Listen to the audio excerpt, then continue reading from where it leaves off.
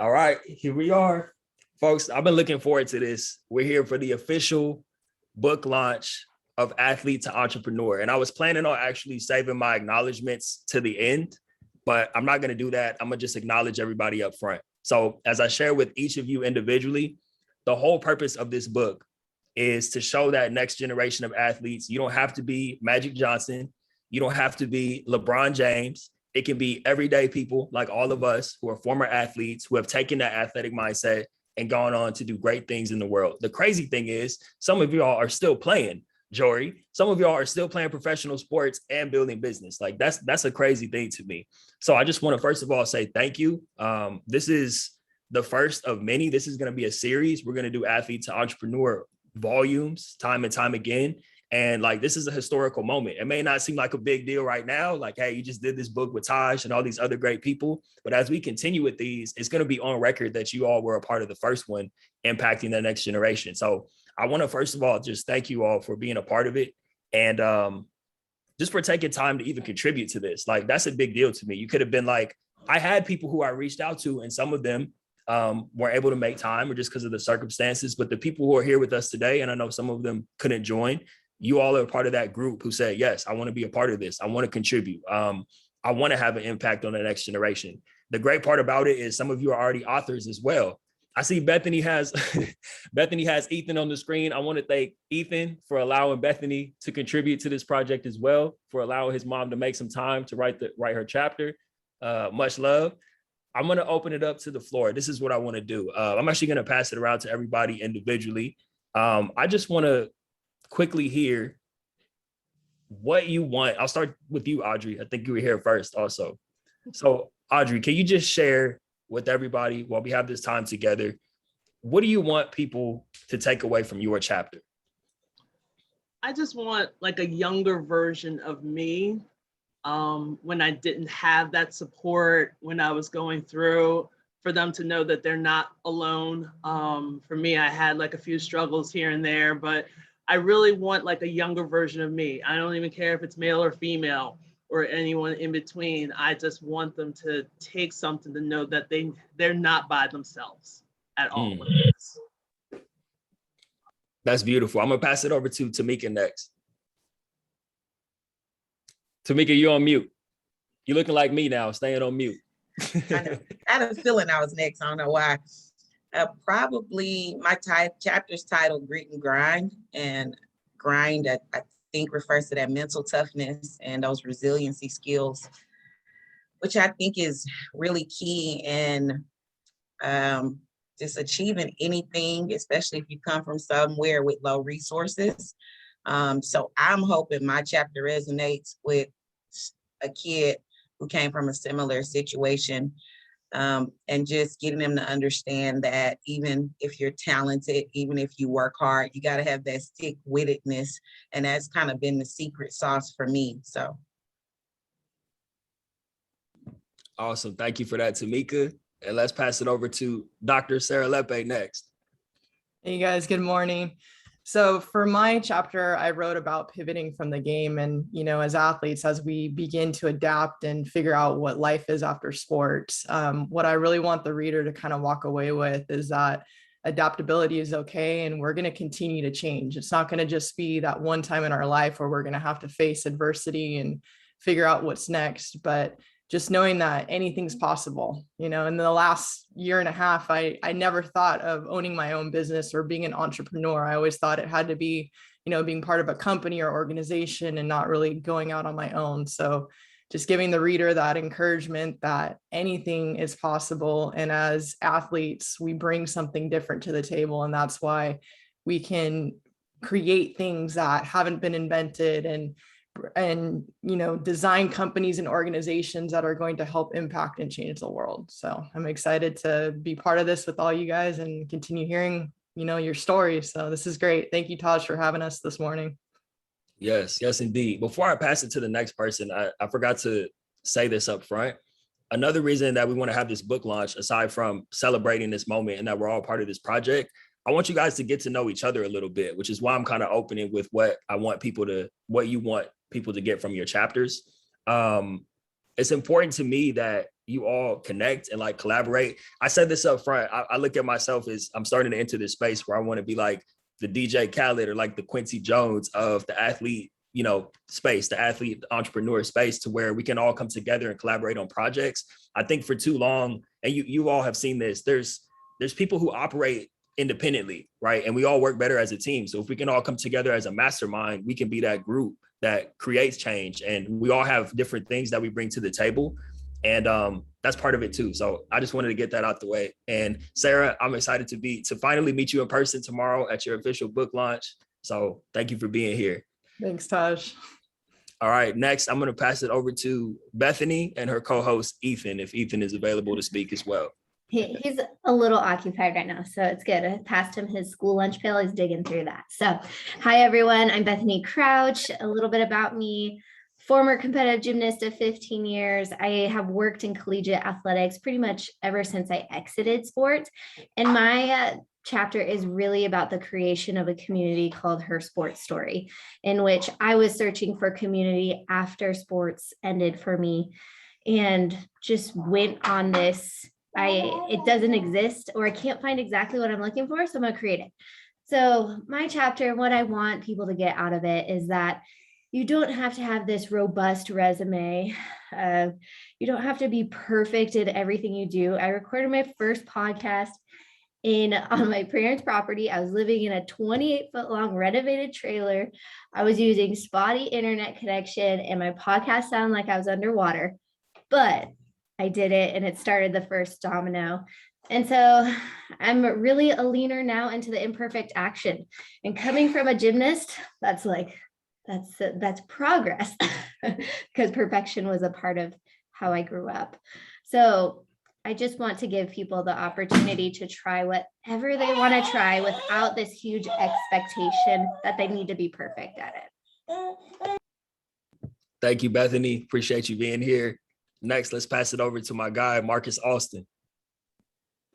Hey, everyone. So my chapter is titled From Pain to Purpose. I basically just talked about my life as a biracial athlete growing up, experiencing mental health challenges, many surgeries, concussions, and I'm hoping with whoever's reading the book, Next Generation of Athletes, what they can take from my chapter is looking at all the bad things that they went through and turning it into a positive force for change. Awesome. Thank you for that, Marcus. Appreciate you being here, brother. And let's pass it over next to Dr. Madeline Barlow. Hi, everybody. Happy Saturday. It is Saturday, right? I don't know what day it is or time anymore. Oh my goodness. It's so nice to be with you all. And my chapter is titled From Too Sensitive to True Self, because as an athlete, I had some challenges. I know somebody else had mentioned themselves having some challenges. And for me, it was really about having some mental, emotional challenges that I wasn't prepared to navigate at the time. Didn't feel like I had the support to navigate at the time. And several years out of sport, finally came around to acknowledge that I am a highly sensitive person. And I dove right into that and wanted to understand what that means for myself, but also for all of the athletes that I currently support, because so many of them are highly sensitive and also don't have those tools or that support.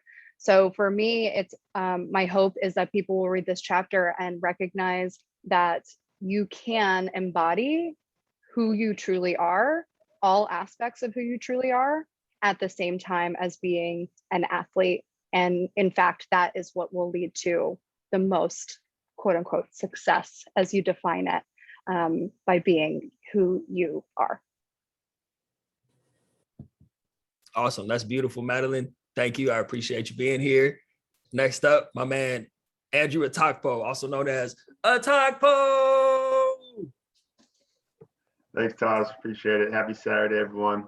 My chapter is called Rediscovering Your Passions and Purpose. And for me, my biggest, what I want people to get out of it is just that we all have these areas in our lives, especially growing up as children and into, coming into that athlete, into middle school, high school, and so on and so forth. We have these interests and passions outside of sports that we might not be quite so sure about, or we might not be aware about, but it's there. And so just leaning into that and diving deeper into what those are, and exploring those while we're young, while we're growing up, because those are the things that, again, as we transition a lot of times outside of sports, we really want to get into, but a lot of times we block those out and just focus solely on sports. And that's our forefront, that's our identity. And so just exploring those other areas that we all have those inklings within us, exploring those, diving deeper into those.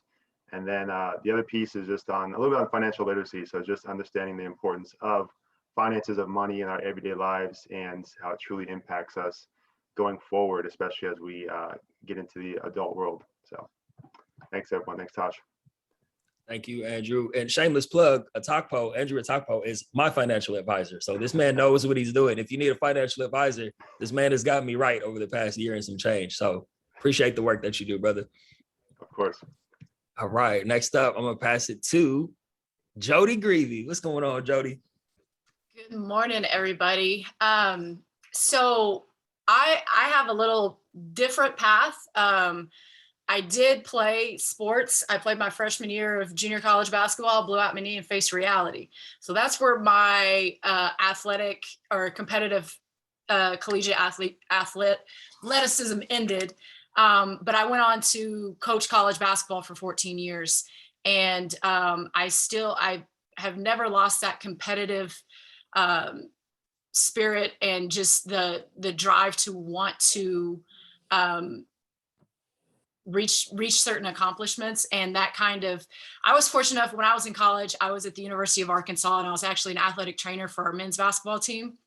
And I was around future NBA All-Stars. My best friend was a lineman on the football team. My other best friend ran track. And if you know anything about college track, the University of Arkansas has the best men's program, and now one of the top women's programs. And so I found myself around Olympians and all these amazing athletes that were able to have these individual accomplishments that I was kind of jealous of the fact that I didn't have that ability. And so in my chapter, it's climbing the entrepreneurial mountain. It really comes from when I set out to try and accomplish something physical that none of my friends had done. And I went and climbed Mount Kilimanjaro in 2019. And so that just kind of spiraled stuff into me being an entrepreneurial. I had absolutely no intention of being one. And when people started calling me one, I was like, what are you talking about? That's not me.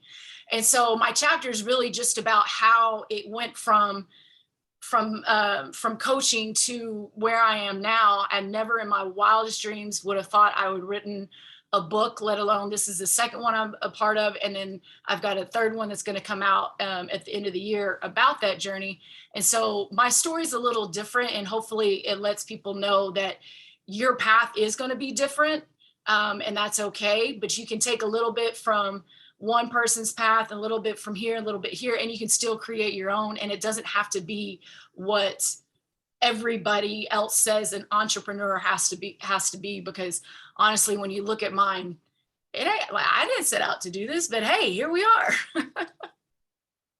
That's right. Yeah. Thank you, Jody. And it's really cool. One thing that I like about your story in particular, and everybody has an unconventional path too, but I thank you for bringing that point up, because most of us did. I don't know if anybody, I mean, maybe I'm the only one, but I don't know if anybody can honestly say during their playing days, except for Jory, of course, that they wanted to be an entrepreneur. And all of us kind of stumbled into it and figured it out on the fly. And to look at where we're at today, especially even like most of you guys I've known for at least a year, 2 years, some of you maybe 3 years. And to look at where we've all come from back then and look at where we're at now, it's super inspiring. And Jody, you made me think of that, just sharing about, the unconventional path, which is something that I think all of us have experienced.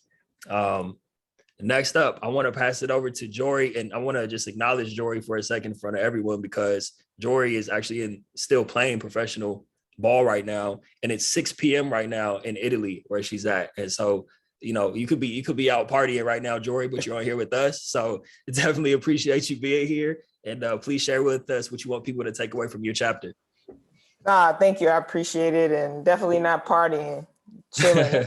It's preseason. They love these tour days in Europe. But my chapter was willingly evolving to discover your purpose. And, you know, I appreciate everyone on this call because I really paid attention to those of you that came before me or that finished your career before me and listened to the stories. So I appreciate everyone that told their story, because while I was playing, I listened to those stories and I took action. And so I couldn't be the athlete doing it now if someone didn't boldly come out and say like, hey, I wish I had done it. So I appreciate everyone, you and all the others that have told their stories, because now there are people like myself that are trying to elevate and listen to what you've said. And so willingly evolving to discover my purpose, I hope players that are in it take away that they need to start now. Start to pay attention to the holes in their careers and the things that bother them, and really take on the entrepreneurial spirit and know that they can create the solutions to those problems. And I think that is the key, because we have so much leverage while we're playing to get the resources to make sure our businesses can flourish and elevate. You know, again, I think paying attention to those that came before me, after you've left, it's harder to get the leverage, get the resources. You can't really leverage being in it or saying I am a pro compared to I used to be a pro, I used to play. It's a difference. And the biggest thing I want athletes to realize is like, hey, the game is fun, but let's learn how to utilize it. Let's use it to get into the rooms we need to get into so we can create things we want to create, and just start early. So, you know, I don't want to take business from anybody that's in the athlete transition space, but if we start early, maybe we won't need too much transitioning help. We'll actually just need some more community and some more direction. But that's basically it. And I just am thankful to be a part of the process again. Like I told you, Taj, the first time I'm doing this stretched me. It's helping me to evolve into a new space, and I definitely appreciate it. Definitely. Well, we appreciate you, Jory. Thank you for being here. And, you know, that was bars. That's all I have to say about that. I'm going to pass it over next to to Sam, to Samantha. Sam, we were, I almost said teammates. You played it. We did not play football together, and I did not play. We went to Stony Brook together, and that's how we got reconnected. And I found out what Sam was up to. And this was around the time that the book was in the infancy stages. And so this has been a great reconnection that Sam and I have had. But Sam, please share with everybody what you want people to take away from your chapter.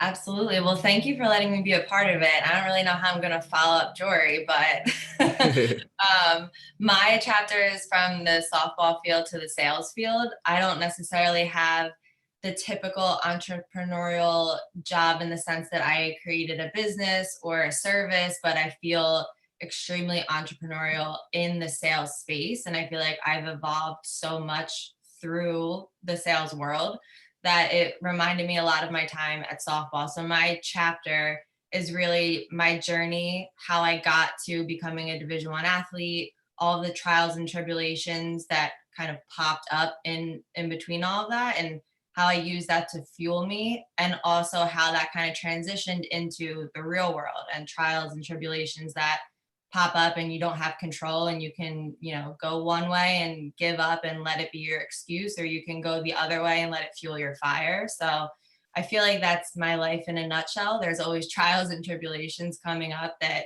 force me to choose which way I'm going to go. I'm a new mother also, which has tested me way beyond anything I've ever experienced before.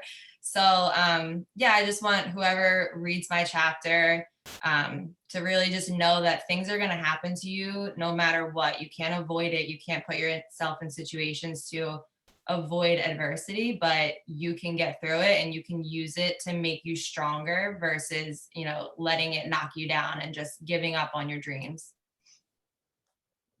Well said, Sam. Thank you for sharing that with us. And I want to point something else out, because I totally forgot that you were pregnant, super pregnant, while you were writing the chapter. And I want to use that. I know I touched on this with Bethany earlier with Ethan, who's, you know, co-hosting with her, like we talked about, but allowing her to write the chapter. I know all of us, you know, obviously not all of us are pregnant or have a newborn, but or playing professional ball overseas like Jory. But I just want to acknowledge that all of us have big things going on right now. And that's the cool part about it. And that's why I was saying up front how grateful I am for all you guys, because you could have made a million reasons why you didn't want to be a part of the book with all the other projects that you have currently in motion. So just once again, I'm full of love right now, you guys. I might get emotional at some point, so don't be surprised if I do. But before we do that, I want to pass it over to Eugene. Eugene, what's going on, man? Great to see you here. Man, likewise. So I titled my chapter Product of My Environment. And this is the reason why. In the inner city, young kids typically find their gift of athletics first, right? Someone sees that they can jump higher or they can run faster, and they say, oh, you can be the next this, you can be the next that. And so what happens is that they take that one gift and it becomes their identity. So from 5 to, let's say, 21, 22 years old, they are pursuing that one thing, right? They're giving it their all because this is my way out. This is my way out of my environment. And I'm kind of speaking to them, but also telling my story. And so I thought, I wanted to be the next Bo Jackson when I was 5 years old, when I first saw him on Monday Night Football. And I had the gift of being really athletic. I can run faster than anyone. I was the best player on my little league team. And so to make a long story short, that's what I pursued. I went to James Madison University. I was projected to get drafted after my junior year.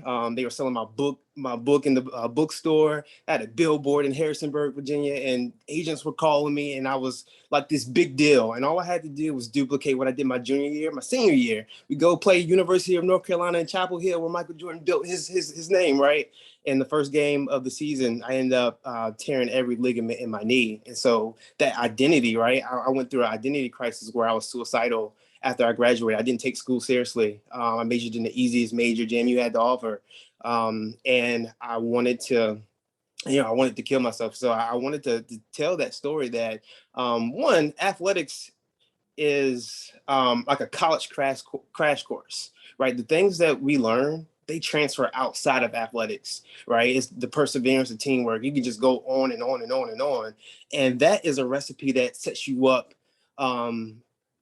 further than anyone else if you utilize those things. And so I wanted to kind of tell that story, but also be vulnerable. Like we battled some things as athletes. I wasn't supposed to go through depression because I was a big, bad football player, but yet I suffered silently. And you want to be transparent because people can identify once you're vulnerable. They're like, oh, okay, it's okay. It's okay that I'm feeling like this. It's okay that I'm thinking like this. It's okay, right? I don't want to tell my parents I want to do something else. Like your dad, right? He has a son. He wants his son to follow in his footsteps and be this athlete. But what if the kid is a really good athlete and he wants to be a neuroscientist or something like that, right? And it's a conversation that I think young kids needed to hear, and hopefully they can take something away for it and kind of, implant it into their own life. In case, first of all, Eugene, thank you for sharing that. Thank you for being part of the book. I don't know if I said that to you before we actually jumped on and started, but in case y'all couldn't tell, Eugene, in addition to being an author and a business owner, is also a professional speaker. I wasn't, I don't know, man. I see you on stage. I see some videos and some pictures. So you're a professional speaker of my book, man. Okay, I appreciate it. And you just brought the heat right there. This is what I want to do real quick because, and Eugene actually made me think of this. I know as I was reading through your chapters, a lot of you guys talked about your, Tamika said, dang, I was thinking, dang, he speaks well. Yeah, for real. What I was going to say was, I know a lot of you guys in your chapter talk about some of your challenges, which is huge. And we are here to celebrate. Make no mistake, we're here to celebrate the book. But I want to dive into that for a second, because for the people who are joining us, or for someone who may be watching the recording, or for people who read the book, I want everyone to kind of know what some of the challenges were that all of you faced after you were done with your careers. And I think that'll be a good segue for us to talk about how you dug yourself out of it. And then we can actually talk about what you guys are building and working on business wise. But I'll just bring it back. I'll keep the same order. Audrey, I'll start with you. Can you talk about the challenges that you faced after your career was over? It was very similar to what everyone's been saying. It was that athletic identity. For me, I started playing basketball when I was in 9th grade in high school. So I was a late bloomer. Like basically when I played on JV, they were like, the coach said to me, the reason why you're on this team is because you can't teach height. And then walks away and I'm like, oh, okay. All right, great. 6'1", how are you going to just find that? So they just knew me as a tree. And once I got the sense of love, because my parents weren't athletes. I mean, they're from Jamaica, so they just ran, like we ran to school. The whole story of having school uphill both ways. Yeah, that I've heard that the whole time of my life. So when it came to like sports and, colleges are starting to come and talk to you, and all of a sudden you're no longer just Audrey Codner, the student in this class. Now all of a sudden you're Audrey Codner, the basketball player, and people know you, or you're Audrey Codner, the shot putter. And all of a sudden more and more colleges got onto you, and then boom, you're into college. And I have to say, when I look back, I feel like my college experience was playing basketball. That's all I did, because you had your preseason, well, really your pre-preseason, that was your summer, preseason when you had your training, then you had your regular preseason of the game, and then you had your season. And if you're lucky enough to go to postseason, and then you had 1 week of freedom, and then it was time for you to retrain again. And that's what I did for 4 years straight. And everyone knew me as Audrey Codner, the basketball player from, St. Joe's University. So then when I was making that transition, a lot of people were expecting the coaches to kind of show you, because my parents didn't know. They didn't have that information. They weren't, as I said, athletes as the traditional American way. So they had no idea. They thought, I'm bringing a great kid. I raised her right. Perfect Catholic girl. Still got it, with a little twist. But we'll talk about that later. But for the most part, I came out of college. They broke me down, but there was no one there to build me up. I had to build myself up, but I had to know who Audrey Codner was in order to build up Audrey Codner. Now I'm 48, and now I'm just getting it. So imagine when you got kids that are 14, 15, that have been playing since they were a fetus, like coming out with the basketball, and they've been a part of it for so long. Now, when they have to make the transition, they're having to struggle, but they have parents that used to be athletes, or they had parents that, played for a limit, but they want them to push them, and they don't know how to speak their voice. And that's why, like, I didn't say what the title of my chapter was. Mine was titled The Last Time. And it was basically the last time that I played overseas, like the whole, you're going to get a hoot out of it. I don't want to give too much away, but it also the last time that I was suicidal. When I was growing up, I didn't know what suicide was. I didn't know what taking pills and trying to put myself in. I didn't know putting myself in a situation. I knew I was hurting, but anytime I said I was hurting to someone, they automatically say, you're being selfish. Start thinking about the team. Why are you thinking about yourself? Like, the team needs you. They need you to score 25 points. They need your 6'1" huge frame that you used to beat up other people's kids to put an orange ball through a hoop. They need you more than you need yourself. And that's what I was told. The coach that I had my freshman year, he left. And then the coaches that I didn't want, I'll put it out there, I didn't want them. I got them. And that was my whole career. And I had to learn to live with it. I had to learn to deal with it. But it took a lot. One day it took me sitting in my car, ready, just ready. And all of a sudden I automatically thought I couldn't do this to my parents, because my parents didn't ask for this. I can't do that, because I know if I'm gone, they're going to follow right behind, because that's how close we were, or we still are. So it was a mind switch, but it takes a lot to get that mind switch, and you're constantly switching each and every time. So it took a lot of sampling, having some odd jobs, bartending. I was a bouncer. Yes, I was a bouncer. And just finally finding my niche when it came to teaching. All of a sudden, I was an assistant coach for a high school basketball team, and then I just loved it. I loved how the kids were listening. I loved how they connected with it. So then all of a sudden I ignored me and I paid more attention to them because I felt like they needed me more. And that's kind of like what brought it out. Entrepreneur, I don't know how that happened. It just, all of a sudden I'm a tutor. I got out of the classroom and now I'm an online math tutor and I love it. You know, now I'm gearing my career to athletes. So I'm tutoring student athletes and I'm doing like late night tutoring for them because they don't have the time after school to do it. So the long and short of it, it's going to take time. It's going to take time. It's going to take you being surrounded by the right people to kind of like make you think about yourself to get yourself out of this hole. That's great, Audrey. And I'm excited for everybody to read your chapter so they can really take the deep dive into everything that you just shared. Next, I know we have some people who have, you guys got to run. So I'm going to pass it over to Jory next, and then we'll go to Sam. And then after that, we'll go to Jody. And we'll just start with Jory first, and then we'll go from there. Okay. Well, I mean, like you said, I'm still playing and I'm still balancing playing and being an entrepreneur and being a Black woman with dreadlocks in the sport tech space with this crazy visionary idea to really connect us all. So I guess the challenges are still kind of persistent for me.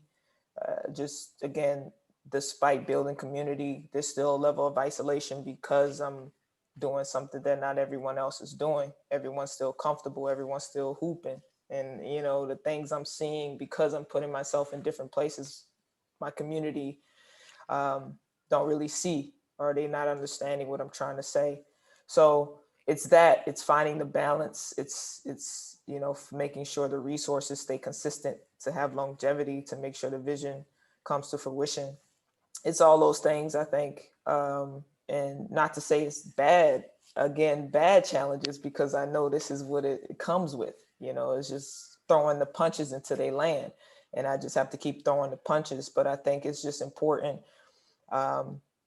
to maintain a good community around myself so I can keep going.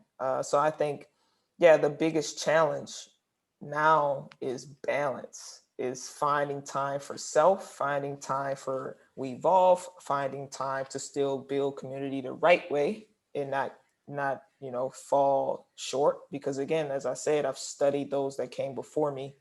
I've studied those that wanted to help, but because the plan or the execution wasn't right, they became what we ultimately were fighting against. And that's something I am very, I won't do it before I fall and become those that we already know we don't want to become, because that's the ones that are messing up the industry in the first place. So for me, that's the biggest challenge right now is balance, to find the time to maintain career and build something that is, I guess, a little bit out of the norm. But I think I get it. It's supposed to be this way. And so that's pretty much it. Awesome. Thank you, Jory. And I know I've told you this before, but I want to just acknowledge you publicly for this, because to look at what you've already accomplished and what you've built while you're still in the middle of your professional career, that makes me excited for what's to come after you hang up the jersey officially. And I wish you, last time I was like, I hope you have, 10 more years in your career. You're like, I don't know if my knees can take it, but I do hope you have a lengthy career and you play until the day you decide you want to walk away. And after that, I'm excited for what's to come for Wevolve and everything else that you're building, because your time is going to open up and then you're really going to blast off. So everybody keep an eye on Jory. She's going to be up to some big things. She already is. Appreciate it. Yes, indeed. All right. Next, Sam, we'll go to you. Can you talk about some challenges you faced after you were done playing? Yeah, so I feel like my challenges kind of started at the end of my career when it stopped and it wasn't what I wanted. So I suffered a back injury, and they kind of gave me the choice, do you want to get surgery and keep playing, or are you going to call it quits? And I almost felt like that was so much harder than just getting hurt and being told, that's it, you're done, sorry, because it was like, am I giving up? And that identity crisis that we've all kind of brought up, it's like, well, what am I going to do after I'm an athlete, and how am I going to become competitive? And I had to make that tough decision for my health and my body, and I decided not to get surgery. So it's like I worked my whole life up to get that scholarship and, you know, go to a D1 program and do everything I had dreamed of doing. And then my senior year, when it was supposed to be like my year, my time to shine, collect on all the work I put in, it was kind of like, you can't have that anymore. So that was a little rough. And my whole senior year, I kind of spent that time figuring out, like, how can I still be competitive? Like, I don't know how to not be competitive. It's either find something or just get in fights all the time because I'm just trying to be so overly competitive. So my transition into the real world was, how can I continue to be competitive? And that's how I kind of found my way into sales, and it made total sense for me. And all of the things that I learned from being an athlete, the adversity, the dedication, the hard work, that all transferred over. So that was something else that I really wanted to be able to highlight, is that when your career stops, you have that yearning for competition, and you can still have that. You just have to find the right path that aligns with you to allow you to continue to do that. So, like I said, trials and tribulations all the way through, still happening, but I think that's what builds us and makes us who we are. And, you know, it might be tough when we're going through it, but afterwards, it's something to be thankful for. Yeah, that's awesome, Sam. A lot of gems drop right there. Tamika, let's go to you next. Can you talk about some? Tamika's blowing up the chat. Tamika, let's go with Tamika. Talk about a little bit about your transition and some of the challenges you faced. I'm laughing because she said she was just trying to find anything to still compete. Yeah, I started playing indoor soccer. I mean, frisbee. I would play anything when I was done. Just trying to compete. It was insane. But real quick, so I was a multi-sport athlete down here in Texas at Prairie View. And I wanted to be originally the next Pam Oliver, which was the first Black sideline reporter, and got a degree in communications, but did not get to do very many internships. And so you graduate college and like, what are you gonna do? And then being a kid who was like, I went to college to make money, hearing that if I went into that field, I wasn't gonna make money for a while. What do I do? And went to grad school, debt I didn't have to get. You know, I totally regret that. And then during grad school, which was during the recession, started coaching at a charter school and took a poor kid home. She didn't have any water, any lights, and said, oh, I'm gonna go be a teacher and a coach. I wanna make impact. And went on to be a teacher and a coach, mostly because, and I kind of call this phase of my life redefining winning. Got really obsessed with winning. You know, everywhere I went, we weren't good. I always ended up having one of those in the history book kind of careers. In high school, the same, hadn't been in the playoffs in basketball and volleyball in like 15 years.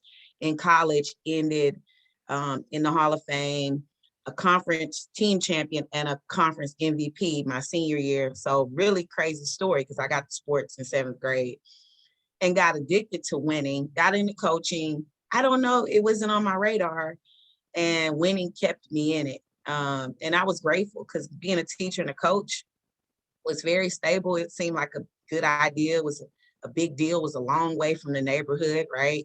Teacher, coach in Texas, where sports is like junior college here, you know, it's crazy. And just really got used to winning, and I think kind of just got really small-minded with impact. And then coaching became very stressful. And so I became an entrepreneur because I heard this saying, it says, when you've experienced hurt, you found a problem to solve. And entrepreneurship is about solving problems, right? So the first problem was having mental skills as an athlete. You know, I had end up having a great career, but there were struggles throughout where I could have used some tools. And then when I got into coaching, I was coaching athletes with way more resources, but they were mental midgets, right? They were mental midgets. And so this kid is seemingly elite, and you're expected to for them to perform at an elite level, night in and night out. They couldn't do it. So that was missing. And then on the coaching side, having no balance, dealing with parents and the politics of being a teacher and a coach, which I had no idea education was political. So I was blindsided. After 10 years of coaching and teaching high school and travel ball, I was concerned that everybody was expected to perform, teachers, coaches, and students, but overall wellness wasn't being pushed. And so I started a business, Grit and Grind Athletics. And one of my first services was catering to the kid in me was I wanted to teach volleyball in low-income communities because it's an affluent sport. So I did camps. I went back to high schools that I played against with my suburban school that had really bad volleyball, and I did camps. I did that. And then I added on mental skills training. And then I'm an author of the book, Grateful and Greedy, Challenging and Redefining What It Means to Win in Life. So I added on speaking, and then with the book, I added it to my camps. And so teams get the book, and then there's a study guide to go with the book, and it caters to a team or organization. And then I do coaches education with an emphasis on personal development because I'm trying to promote overall wellness.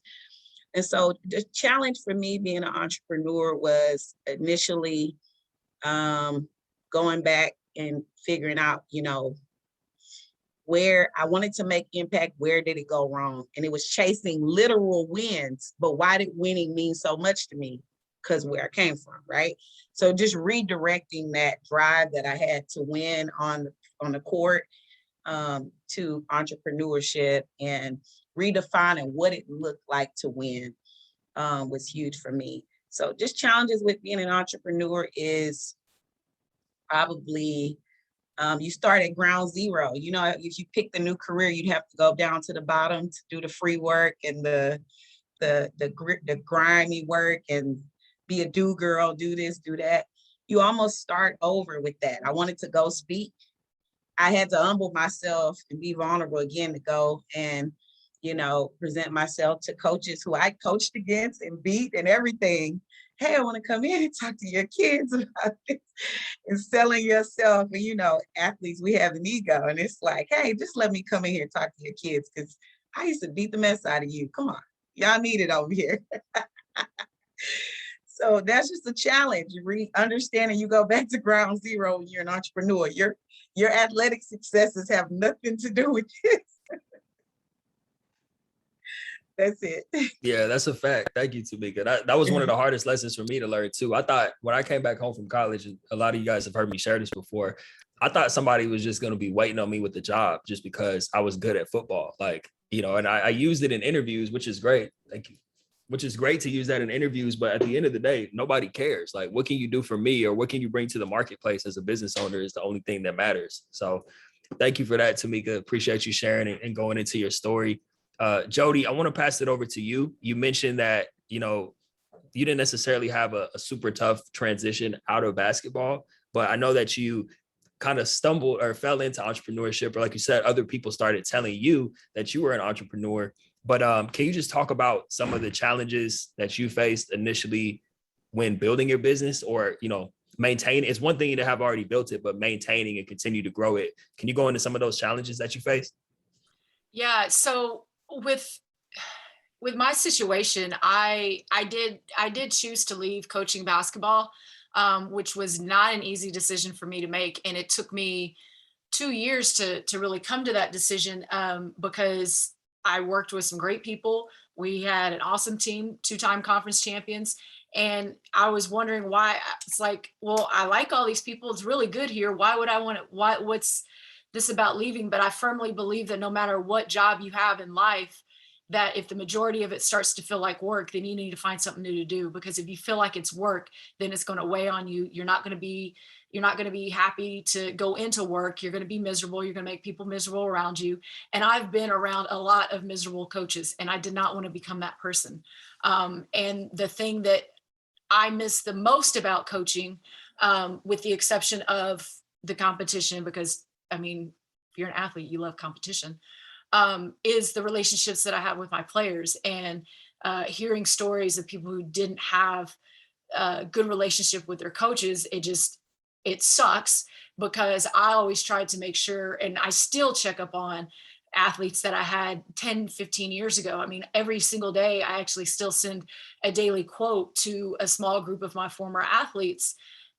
Just as, some of them played overseas, they were needing a little encouragement or something, but having that connection with them still every day, I guess, helps me hold on to that time, because I love coaching and I love being able to help young players get from where they are and push them to how far they can really go, and seeing people go from coming in as thinking they were going to be a role player to being a starter and a major contributor, or somebody coming in with barely making it academically to graduating with a 4-year degree, stuff like that. And that part I miss a lot. And so I went back to the coaching AAU, which is a whole nother, oh Lord Jesus. It answers a lot of questions I had when I was coaching college though.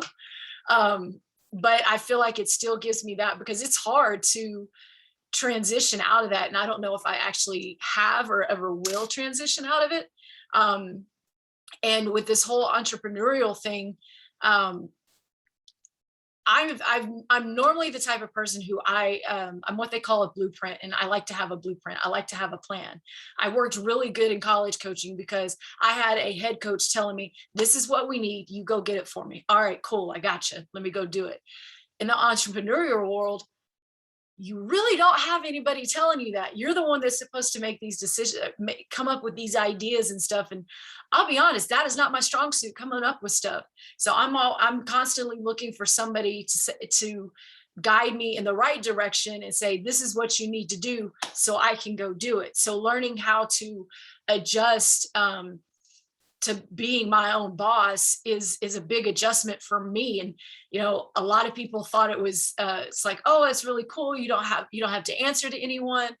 Yeah, that part's kind of nice, but it's also kind of nice every now and then to have somebody say, hey, why don't you think about this? Or why don't you go do this? I need you to do this for me. And it just, for me as a task-oriented person, it helps me move forward. And so now being that person, I got to be that person is kind of like, oh crap, like what am I supposed to be doing here? But it's been fun, and I've kind of learned to just like, whatever comes up, if somebody does have advice for me or somebody does have suggestions, I listen to it. Sometimes it takes me a couple days to process it, figure out, and sometimes it's not for me, sometimes it is. And even things that I've had people tell me a year ago that I didn't think was really for me, stuff's coming up now, because after I climbed Kilimanjaro, I jumped into the motivational speaking stuff because of everything I learned on the mountain about myself, which I did not set out for this to be like. I mean, you climb a mountain, yeah, you're going to learn some things, but that's not why I set out to do it. I wanted to do it because nobody else that I knew had done it. I mean, that's really it. It's a really cool thing to do or whatever. But so I jumped into the motivational speaking stuff, and I had one lady advising me about, I should really come up with some programs and stuff, and people are going to want that. I'm like, that's not me. That's not like, and she told me this almost 2 years ago. And I didn't think it was me. Well, now jump forward to now, me and one of my friends from college who played basketball here at Arkansas, she and I are now working on programs that we can implement with high school and college athletes, mainly female athletes, all about the mindset and kind of revolving around all that. Because the mindset is what I learned about big time on the mountain, and honestly, overcoming my mindset was a lot harder than overcoming that mountain. And that's really what I think a lot of people need to realize is, I don't know if anyone's ever heard the term mental is to physical is 4:1. And I really believe that, because the mental aspect of things to the physical is the same as 4:1. It's so much greater on the mental factor than it is the physical factor. And so, and we're seeing a lot of that now with the the mental health recognition finally in sports and what it's playing out to be right now. But yeah, just understanding how to figure out where exactly I'm supposed to go. And it's kind of turned this whole thing into, all right, we'll just kind of go with the flow. I still need a little bit of direction, but being able to kind of release that and learning to just go with the flow a little bit more has been the biggest challenge for me, but I'm welcoming it so far. Yeah, that's awesome, Jody. Thank you for that. I had to write that one down. The mental to physical is like 4:1. That's never heard that before. That's actually a great analogy. I think those numbers are pretty accurate too. I say. So sorry, I have to sign. Oh, Sam, before you leave, real quick, tell everybody how they can get in touch with you and where they can follow you. I know they're going to have all your information in the book and everything, but just let everybody know before you jump off real quick. Gotcha. Sorry, I gotta go, Mom. That's why I'm not as talented as you. I'm not there yet at having a co-host. Maybe one day. So I'm on Instagram it's @_positively Samantha. I share a lot now about being a mom, and like I keep saying this whole trials and tribulations things, but I really think that is what's been my like continuous throughout my life, and I'm experiencing it right now. So I share a lot of that. A lot of it will link back to that athletic mindset. That's where I spend most of my time right now. I'm going to be coming out the podcast soon, so I can share more of that formally with everybody and really dive deeper on certain subjects, and just how to be relatable, whether that's a mom or an entrepreneur or just somebody who's struggling and needs to get through something, because we all experience that. We just experience it different ways. So follow me on Instagram, reach out to me, connect with me. I would love to talk to you all so much more too. I really am so motivated and inspired by just the little bits that you've shared. And I'm very humbled to be a part of this project with all of you. Awesome, Sam. Well, thank you. Thank you for being here and spending some time. I know you have mommy duties, so I hope you have a great rest of the day. And everybody make sure you go tap in with Sam. I know you'll be reading the book and reading her chapter and everything as well, but go show Sam some love. Have a good one, Sam. Have a great weekend. All right. Before we move forward, I just want to put it out there. By the way, I know the event on the schedule said 3 hours. I'm not going to keep you guys here for 3 hours as much as I probably could. We'll probably go like another hour or so. But if you have to bounce, if you have to get to something, I totally understand. Just please make sure you let me know, like Sam did, that you have to leave. That way you can tell everybody where to find you before you take off. And then the initial question that I asked earlier was, what are some of the challenges that you face during your transition after you're done playing your sport? But I like how the conversation has opened up a little bit, and you guys are talking about some challenges you faced in your entrepreneurial journeys as well. So as we move forward, just feel free to share either one. You could talk about your transition. You could talk about challenges when building your business. You could talk about a little bit of both. Just feel free to share whatever you want to share. But with that being said, I'm going to pass it over to Sarah. Sarah, can you talk about some challenges that you face in business or during the transition? Yeah, definitely. So I played volleyball at Cal State Fullerton, and I actually ended up redshirting my freshman year. I blew out my ACL. And so as you can imagine, going in and, that anticipation, I was fighting for a starting position. So that kind of changed my course as I had gone through the program. By the time I graduated, the class that I had been recruited with was already gone. So in my mind, they used to call me Mama Mo because my last name used to be Morrison. So I was the oldest on the team. I was always taking care of the girls, making sure I looked out for everybody. And I think that's kind of what made my transition a little bit harder, just because, I already felt like everyone had kind of moved on. And then for me, I did have a hiccup because I was a fifth-year senior that last semester, had a lot of fun. I took some fun classes, I wasn't playing volleyball anymore.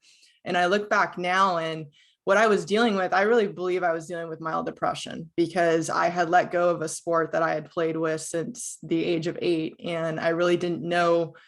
I mean, I knew what was next because I was going to get into education and be a teacher, but I really didn't know who I was outside of my sport. So that ended up having me get a C- in one of my major courses. Didn't think much of it because the Cal State system had just changed over to the ± system, as I had gone and had a huge graduation party with friends and family at home. couple weeks later, I'm expecting my official transcript to come in the mail. And in fact, I get this letter on yellow paper. I'll never forget it. I go to the mailbox and it says, "We're sorry to inform you, but your degree has not been conferred. Your last class that you took, the C minus, has resulted in you not graduating." And I was just totally taken back and devastated, as you can imagine. I really felt like a loser because I'd moved back home. I was ready to go on to this next phase in my life, and everything just kind of stopped. And because I spent that extra year in a jersey, I kept thinking about that too. Man, if I would have just been with everybody else, I, could have finished like everybody else did. And so, to make a long story short, I ended up making up the course. I didn't go back to Fullerton because I had too much pride at that time to go back to the campus and be there, after everybody saw like, okay, she graduated, but wait, she's back here to take a course. So I was able to work something out with the local university, make up that class. But in the meanwhile, just like all of you, no job experience, right? That's what people say about athletes. We don't have that experience because we spent the time on the court. And so trying to sell that is very difficult. And, one of the things I had always wanted to do was bartending. So I got up all the money from my graduation that I got from Presents, $500 course I took in a week. And you better believe I passed that with flying colors. I memorized over 200 recipes, and it kind of gave me that sense of, okay, I can do something now. And so I ended up at a hotel, and I worked there for over 10 years as a bartender. And within the first 3 months, they promoted me to supervisor, within 6 months to manager. And throughout the years, they wanted me to actually, be kind of like a general manager for the company. But at the same time, I was in school, I was getting my teaching credential, and I decided to go the education route. So the next hiccup in my transition here, after I'd worked so hard, I got my master's degree, my teaching credential, then the 2008 recession hit, and teachers were not being hired. In fact, they were being laid off at a rate faster than we had seen in history. And so for me, I spent a few years kind of contemplating, man, did I pick the right thing? Because when I had actually blown out my knee, I was majoring in kinesiology, and at that time wanted to be an athletic trainer. But spending so much time in the training room, I decided, you know what, this isn't for me. So I gone back to education. So flash forward 2011, I finally landed my official full-time teaching gig. Between that, I was substitute teaching, I was working part-time, whatever positions I could take. As soon as I was in the classroom, I knew that I wanted to make an impact on an even bigger level. Like, I wasn't going to be one of those teachers that spent 30 plus years in the classroom, because that just wasn't me. I really feel it didn't matter what major I went into or what field. I knew I was going to be a leader, just because that's who I was as an athlete. I was always that leader on the court, and I knew those qualities and traits were going to transition over. And so within 5 years, I ended up being an assistant principal, and then 3 years after that, a principal. And the cool part about my story is I come from a family of educators. My dad was a principal and my aunt was too. And I actually was a principal at the same school site that they had started. So you can kind of say it was like a family legacy. But what I realized in the last few years, and just recently, I did step away from education, is although I have all these accomplishments and, academically, I've done all these things, I just still wasn't fulfilled. There was something that was kind of calling me on a higher level to help other people. And it was right before the pandemic had hit, where I was really doing some soul searching as I finished my dissertation. And I kept going back to that inner athlete in me and looked at the time in my life where I struggled. And so I also want to let you know too, that as I was going up through the ranks in education, it wasn't easy. It looked like it was on paper, but by no means was it easy, because people kept telling me I didn't have the experience and I was too young. Even though I had been a leader since the age of 8 on the court, I didn't have that on paper. And so people, until they actually saw me and I could prove myself, that's when people believed in the leader that I was. And so as athletes, it's so difficult when we go to apply for these jobs and positions. And that's what I do now as an athlete transition coach, is I help athletes, take it to the next level and be able to transfer those skills over and really sell themselves, because we have so much to offer to the world. And I believe that athletes have the ability to change the world. We just have to get them going in exactly the right place that they need to be. So that's kind of led me to where I am now. I'm a brand new entrepreneur.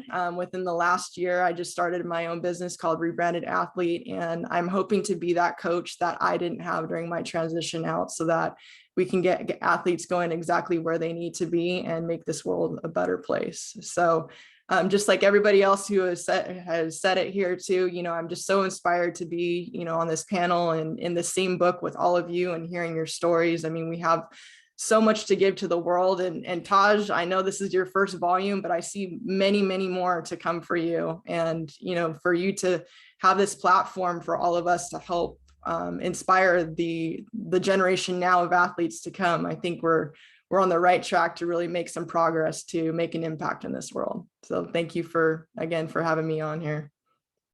Good, Sarah. Thank you. Thank you for going into your story, and thank you for your kind words. I received those words. I promised I wasn't going to get emotional, so I'm going to try to stay true to that.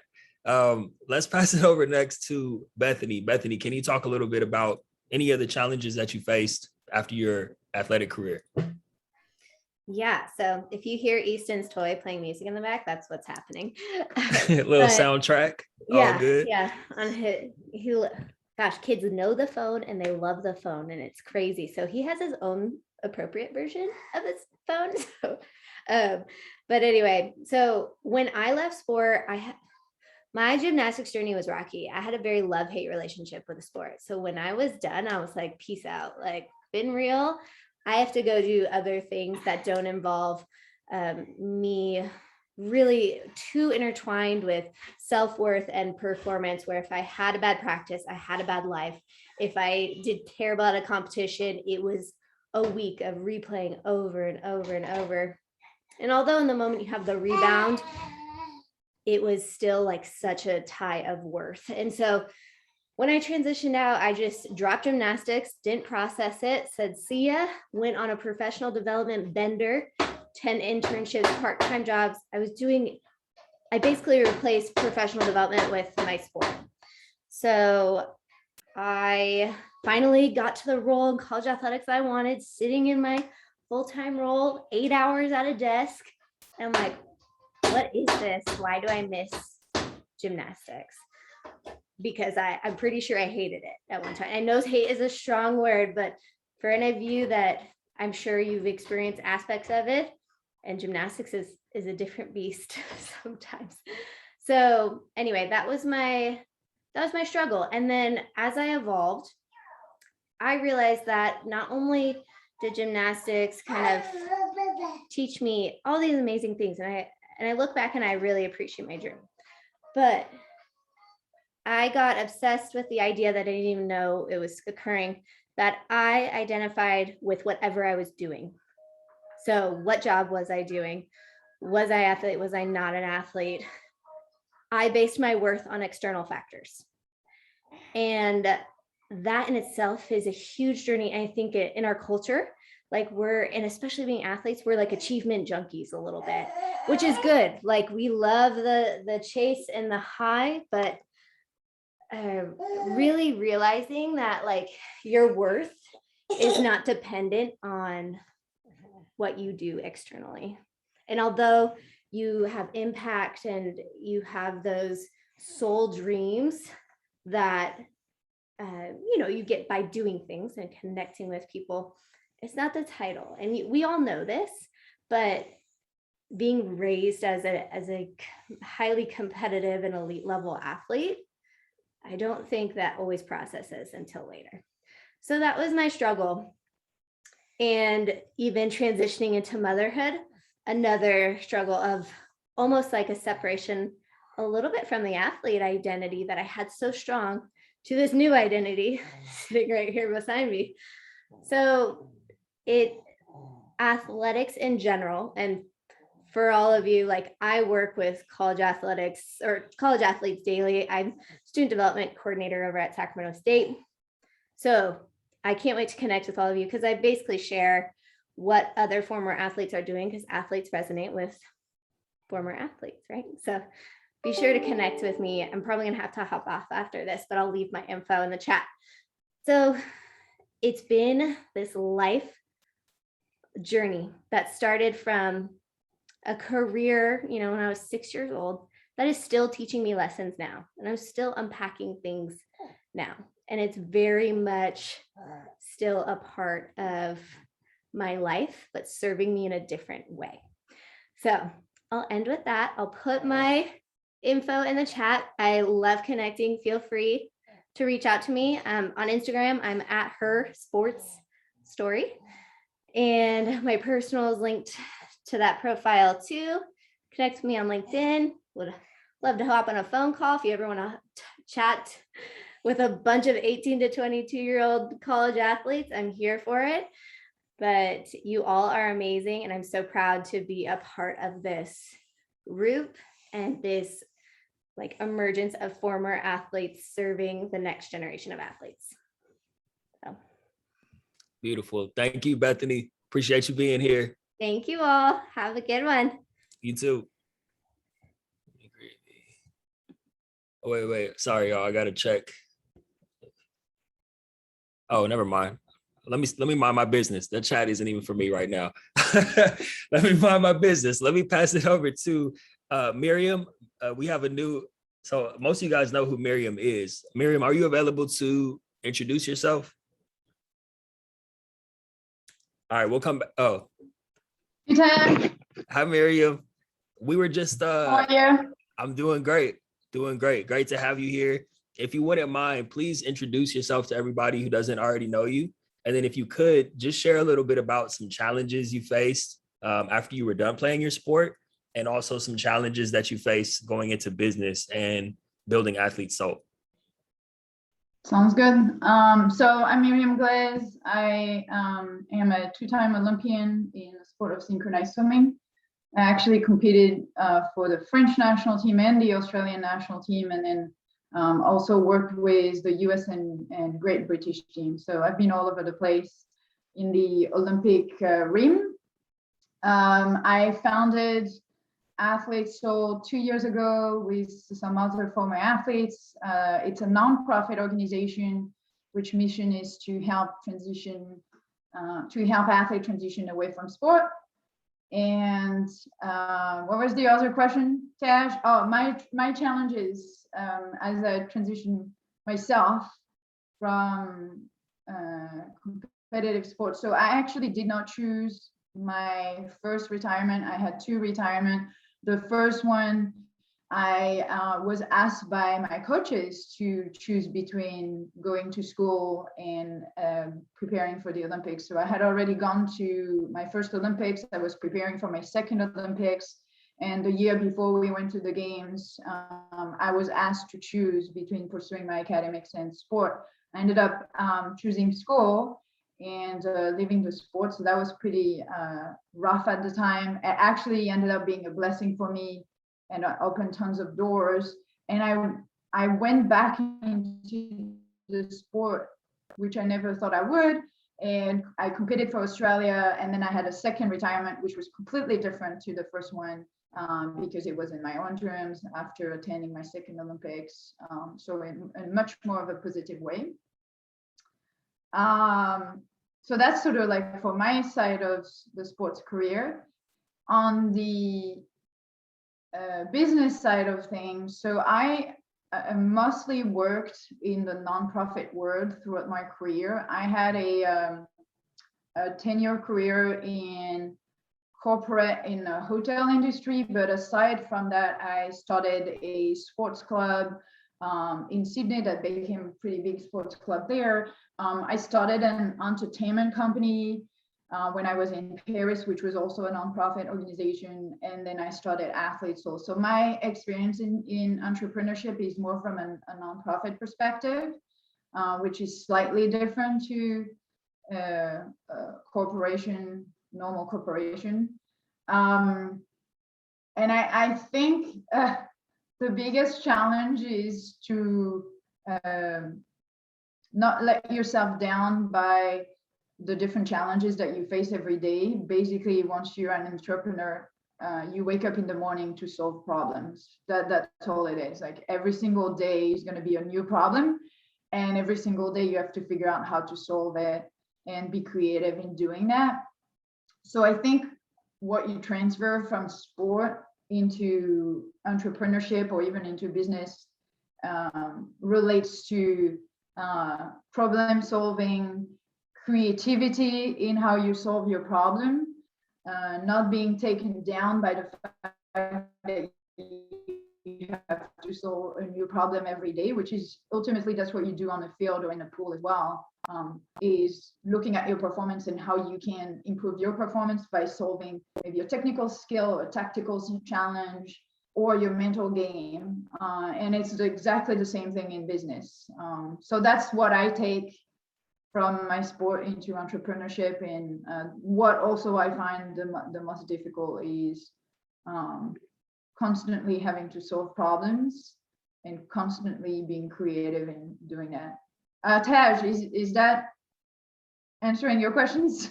Yes, Miriam, that was perfect. Yeah, thank you for that. I love your point about solving problems too, for sure. I never thought about it that way. Always finding ways to improve. I think that that's why all of us have been drawn to entrepreneurship, because every day it's the same as your sport, where you wake up and you have to improve. Otherwise, your business or whatever your mission is, it doesn't survive unless you're putting the work in every single day to get better. You don't have a choice but to get better. So those are great points. I had a light bulb moment once listening to a meditation on that topic, because I never put it this way. It was this meditation was, okay, you every day you're gonna have some sort of problem hitting you.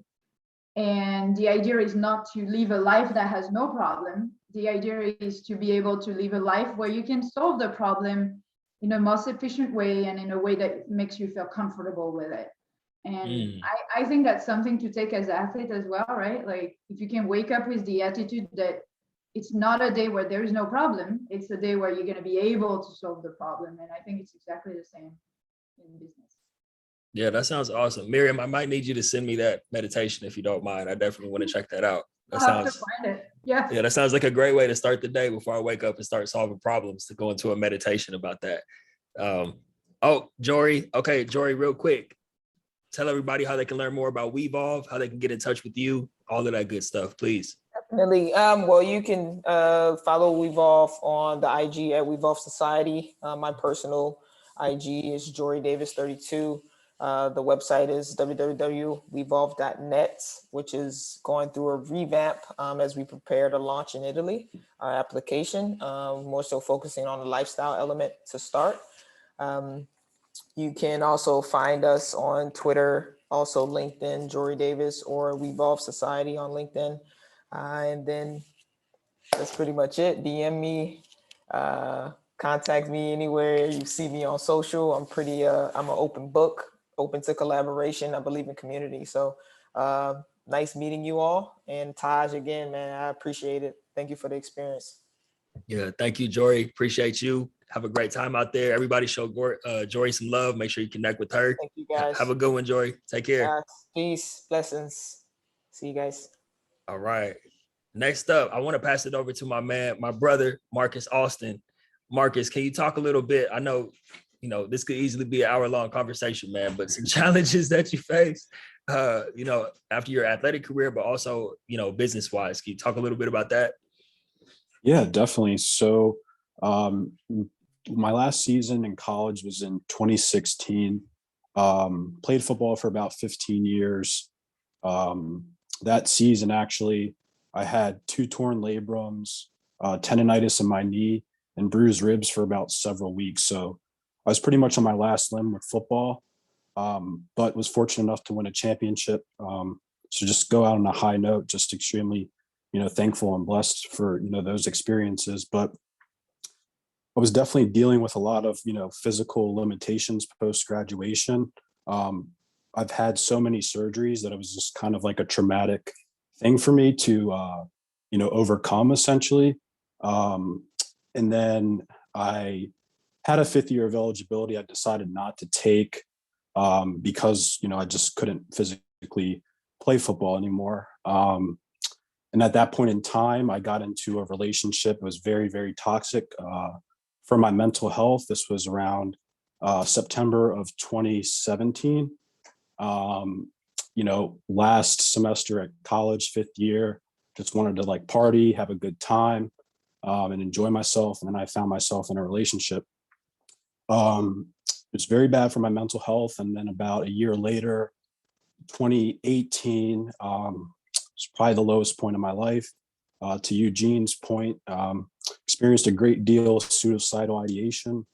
I didn't know who I was. Like, I had played football for 15 years, trying to like figure out like what's next for me. I was working a full-time IT job. My friends, my support system, they were finishing up their masters, their doctorate programs, and I was just like sitting at home, just like, what is next? And then with the breakup, basically found out I had been dealing with a mental illness probably for about 10 years or so. So all that was surfacing. I got a lot of stigma from friends and family because I'm high functioning, people saying, you're not dealing with those things. You can't, you have to be a mental health professional to pursue the things that you're pursuing. So yeah, it was just like really, really tough. And I was still under that same environment. And the outcome of my mental illness, a lot of it was due to my environment, product of your environment. So yeah, that was very tough for me. I would pray before I go to bed. I didn't want to wake up. But I woke up, and, throughout time, things were eventually getting better. I had to kind of build myself back up. And then right around February 2019, or like around March, one of Taj's and myself's favorite rapper got shot and killed. So that was just like another like really profound and impactful thing on my life, because I listened to a lot of that music at my low point in my life. So yeah, at that point in time, that's really when I began my entrepreneurial career. I was still working the IT job, but I just felt like I had a higher calling. Like, I could help you guys with your tech problems right now, but I feel like also through my story and just the things that I've experienced, I could impact you in many other ways.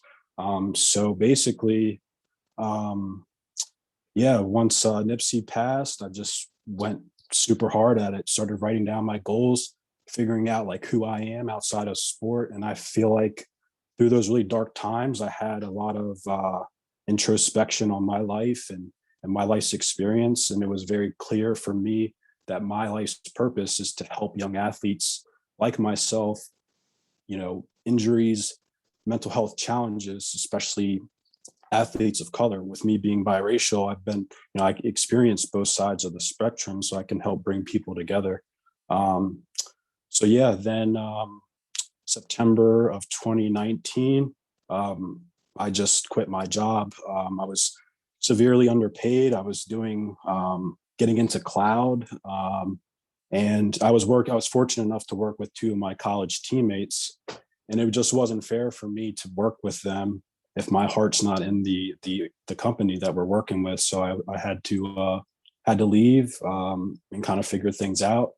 So September 2019, left the startup that I was working with. And then I launched what I basically wanted to come up with was a family foundation. Since I'm the last male in my family, I have to carry on the last name. I was bestowed upon a lot of generational underlying mental health trauma that I firmly believe that I'm here to break that cycle and provide a better foundation for my family. So I wanted to create a family foundation called Alston for Athletes.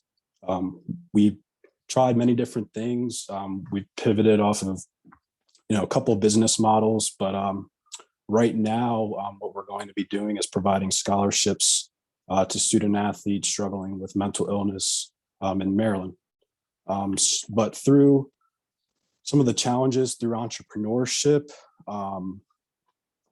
Jody talked about this. It's like you have that coach telling you what to do. Like, you have the vision, but it's like you ultimately have to do the work. You're starting from square one, and you're not really going to get you're not going to see money for a pretty long time. So that was tough, and I ended up taking the nonprofit route, which is a very slow grind and a very slow buildup. And yeah, it was it's been tough, but we're slowly starting to get some grants in after 2 years now. And then a year later, in September of last year, I was nationally recognized by Mental Health America as a emerging young mental health leader in our country. Hey man, Marcus, first of all, thank you for sharing all that and going into your story a little bit as well. But also congratulations to you staying in the pocket, man, and staying consistent. Like you said, I saw Miriam laughing when you were talking about building a nonprofit is a long and slow grind, just like, you know, most of entrepreneurship is, whether it's a nonprofit or for profit, you're going to be broke for a while. And that's just how it goes. And to see where you're at right now, man, especially with all the things you have going on with the incubator or accelerator, the incubator, I don't even know the right word. That's not my wheelhouse. Same thing, incubator, accelerator. Okay. Yep. Yeah, but congratulations on all the big things happening for you and your mission, man. It's been exciting to see, especially within just the past few months. It's been huge, man. So much love to you. And RIP Nipsey, like Andrew said, man. We mess around and have a moment of silence on here for Nipsey Hussle. For anybody, I don't want to spend a whole bunch of time talking about Nipsey Hussle, but for anybody who's not familiar, you may be thinking like, yeah, he's a West Coast rapper. What's the big deal? But his music got me through a lot of tough times too, because of what he actually talks about in the music. He actually talks about entrepreneurship, and he's the type of guy who went from growing up in a culture of gangbanging to turning around and becoming a business owner and actually building businesses in his community, creating tech and STEM centers and building businesses, employing people in the community. So a story like that, especially for young Black men, to see somebody go from that type of lifestyle is major. And that was a huge loss. I always tell people that's the only celebrity I've ever cried over. I've never cried over another celebrity, but when I got the news that Nipsey passed, I was in real tears. Anyway, let's pass it over to Dr. Madeline Barlow. I just went off on a big tangent right there. So Madeline, please feel free to share anything that's in your heart right now, just about the challenges you faced and all the great things you're up to these days. Sure. By the way, Taj, I keep meaning to say, you can cry. It's okay. You're right. You can cry. You're right. We can all cry today. That's all right. We talked about that the other day too. It's okay to cry. It's expression, right? So speaking of crying, I think the best way for me to start is by talking about the very end of my 14-year swimming career. So I swam competitively from 8 through 22, swam at the collegiate level, and it was hard, to put it lightly. It was, I think it was Sam that was talking about trials and tribulations, and that's the exact same thing I would say as well. Swimming brought me the highest highs. It also brought me some of the deepest disappointments. And again, for some of them, I felt like I knew how to handle it, or even I figured some of it out on my own. But I always say, I'm hoping that I have become, or I'm continuing to become, the person that I never had and wished I had at that time, that support system. And so at the very end, my very last race was 100 butterfly. I could have swum butterfly all day, every day. It was my favorite thing in the world. It was when I felt the most joy. I felt the most powerful when I was swimming butterfly. And while I had hoped it wouldn't be my last race, because if I had, met my goal, it wouldn't have been. It wouldn't have been my last race. So the moment I hit the wall, I didn't even have to look at the clock. I knew it was over. I could feel it in my entire body. It was one of the most visceral experiences I've ever had, to the point where immediate tears just came straight to the surface. It was really, really intense. And it felt like a piece of me died and left my body in that moment. It was wild. It was really intense. I probably didn't stop crying for, I don't even know, 16 hours. I couldn't help it. It just was, there was so much energy within me that was calling to be expressed at that time. And I had to let it. I didn't even have a choice of letting it out. However, we still had a day of the meet left. So I did eventually have to wrap it up for the sake of, my team and being there to support my team through to the end. But it was also very lonely because I really just didn't feel that anyone there at that time understood until my teammates swam their last race. So that was a really interesting experience too, where we were able to come together and recognizing that it was this loss for those who were finishing. So after the fact though, it actually led me to kind of disconnect from competitiveness. It led me to disconnect from high intensity exercise. It was as if I had gotten out of a really, really unhealthy relationship to the point where I was just like, no, none of that, won't do it. I didn't want to look at a pool for a long time. I definitely wasn't going to go swim by myself. That's for sure. It just wasn't going to happen. So I wanted nothing to do with it until it started creeping back in. I think it was Bethany that said, or maybe others as well, but I know Bethany for sure said like gymnastics started creeping back in for her, swimming started creeping back in for me, or rather just being an athlete, being a part of something in that way started creeping back in. So at that time, I had gone from graduating college to my master's degree in psychology, where I was not studying anything sport related. But about 1 year in, I realized that's what I needed to do. I wanted to go for my next degree, which ended up being my doctoral degree at Temple University, is where I ended up studying exercise and sport psychology, because I just felt so called to it. And I've always loved psychology. I love understanding the nuances of people. Always. It's so fascinating to me. And I wanted, again, to really be able to understand, in part, my experience as an athlete, but also to help other athletes in similar scenarios who are trying to navigate their experience, which is very personal, of course. So again, those nuances from person to person, providing the tools, the mental tools in particular, for them to navigate whatever it is that they're going through. So this is something, Taj, you and I talked about the other day on your podcast, but in terms of what I decided to study, I thought I could never study the transition, or I could never study athlete identity because they were really close to home. And then I realized, oh, that's exactly what I need to study. That's exactly what I need to look into. So I did, and that's what I did my dissertation on. And it eventually led to, like Miriam said, in a meditation. I was meditating one day I went to a retreat, and it popped on in the idea of, oh, this is what my business needs to be. These are the people I need to serve in this lifetime, is individuals navigating the transition. So it really all did come through very intuitively for me. And that is something that I would like to say I learned being an athlete, in terms of being intuitive or connected to my divine wisdom or my body wisdom.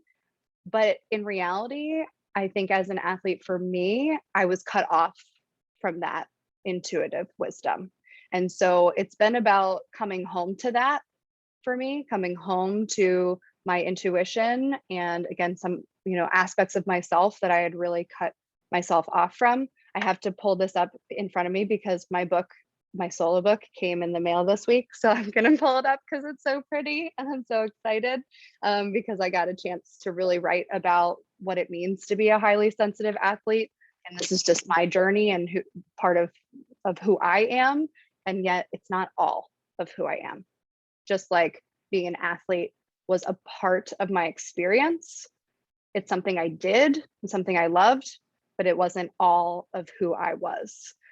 So I'm so excited to be able to share all of this with individuals, whether it is athletes who are transitioning, or even I do work with athletes as they're currently competing as a mental performance coach. But it's been such a great and rewarding experience for all of these different things to come together. And I do owe a lot of it to swimming. So I'm so grateful I had that experience. Beautiful. Yeah. Thank you for sharing that, Madeline. I do encourage everyone to go check out the recent episode that I just released. I've done podcast episodes with just about everybody on here, or at least they've been on the panel. So make sure you look for some of these names that you're seeing right now if you want to get the full story. Because, I go like 30-minute, 45-minute, hour-long interviews. That was great, Madeline. Thank you for that. Really quickly, I know Andrew and Jody have to hop off. Andrew, are you able to share first before you kind of tell people where you need to, or where they can find you, or do you need to like jump off right away? Yeah, I can share. Okay. Condense it a little bit. Yeah, that's cool. Okay, Yeah. Andrew, real quick, I'm gonna pass it over to Jody because I know Jody needs to go right now. So Jody, can you just share with people how they can get in touch with you and all of that, please? Yeah, so on Instagram, I'm Jody the Gypsy because I love to travel. So I'm gone all the time. So, last year was a real struggle for me. But Jody the Gypsy on Instagram, and then Jody Greavy on Facebook and LinkedIn as well. So please feel free to reach out and connect, and you never know what can come from conversations, because look, here we are today. Right. Awesome. So Well, thank you, Jody. Thank you for everything. Thank you. You have a good one. Thank you for being here. All right, Andrew, feel free. I know you're short on time, man, but just share as much as you can, and then make sure you tell people where they can find you before you jump off. Okay. Yeah, sounds good. So just a kind of as quick as I can version of my story a little bit. So for me, just growing up, I played basketball most of my life. I played soccer as well for a good amount of time, a little bit of football. But my dad always growing up would share with me that I should find something else outside of sports that I had an interest in, or that I had a hobby or something I could find just to like take my mind off the game, take my mind off of a good game, a bad game, just to kind of get out of that realm whenever I could. And I always really kind of make fun of like him saying that. I was like, why would I want to do that? Like basketball is everything. Like, I don't need to do that. Like, I don't get it. And so I never really got it until fast forward to high school when I had a couple injuries.